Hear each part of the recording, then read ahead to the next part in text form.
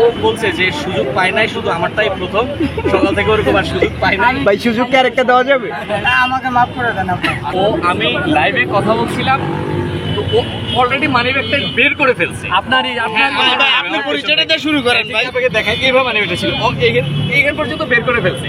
তো আমি লাইভের মধ্যে ওকে ধরছিলাম, ধরে আমি লাইভটা ক্লোজ করতেছি, এর মধ্যে দূর দেওয়ার চেষ্টা করছি, কিন্তু আমি ছাড়ি না, গেঞ্জি ধরে রাখছিলাম। পরবর্তীতে স্বীকারই করছে না যে মানিব্যাগটা নিতে চাচ্ছি না।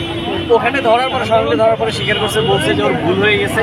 এখন বিষয়টা হচ্ছে এটা তো ভুল না, সে চুরি করছিল এবং আমার মানিব্যাগে অনেক ডকুমেন্টস আছে যেগুলো হারালে আমি অনেক বেশি হয়রানি হব। তো এই সকাল থেকে ও বলছে যে সুযোগ পায় নাই, শুধু আমারটাই প্রথম। সকাল থেকে ওরকম আর সুযোগ পাই নাই। ভাই সুযোগ কি আরেকটা দেওয়া যাবে? না তাইলে আমি তোমার এখানে খাওয়াই পুলিশ হাতে তুলে দিই। আপনি কিছু বলবেন? তুমি খাও না, আপনি কিছু বলবেন, বলেন। আমাকে মাফ করে দেন আপনি। আচ্ছা মাফ তো করে দিবে, কিন্তু এরকম কেন করলেন? এরকম কেন করলেন? তুই যদি বাইরে সকাল থেকে সারাদিন কিছু খাই নাই।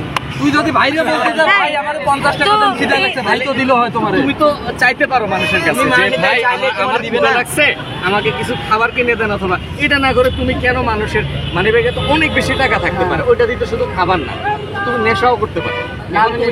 এমনি কি খাও, কোনটা খাও, নেশা কোনটা করো?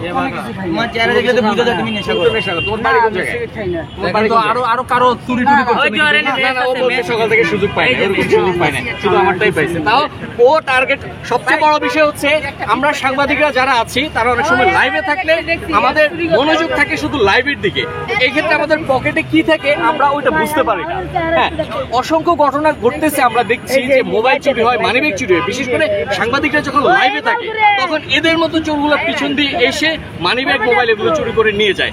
এখন আজকে আমি হয়তো বা হাতে নাতে ধরতে পারছি বলেই ও এখানে, না হলে তো আমি যদি ধরতে না পারতাম এখন আমি হয়রানি হতাম। আমার মানিব্যাগে আমার ভোটার আইডি থেকে শুরু করে অনেক প্রয়োজনীয় কাগজ আছে, এগুলো আমি কখনো খুঁজে পেতাম না।